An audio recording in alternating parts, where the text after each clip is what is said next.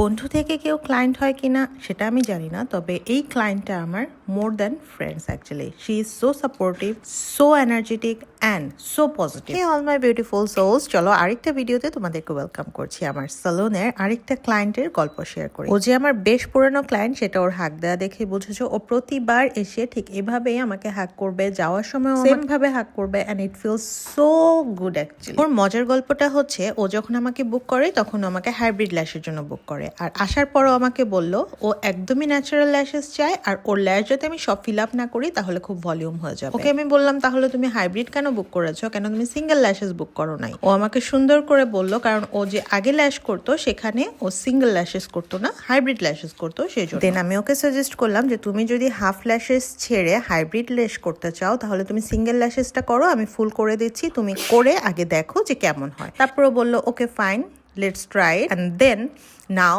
I am her favorite. Can you believe that? And every time she book করে হচ্ছে big রিফিলের জন্য, আসার পর দেখা যায় স্মল রিফিল লাগে, এবং তাকে আমি ওদিন জিজ্ঞেস করতেছিলাম কেন তুমি বিগ রিফিল বুক করো, and she said I trust you, and this is what I achieved from my business.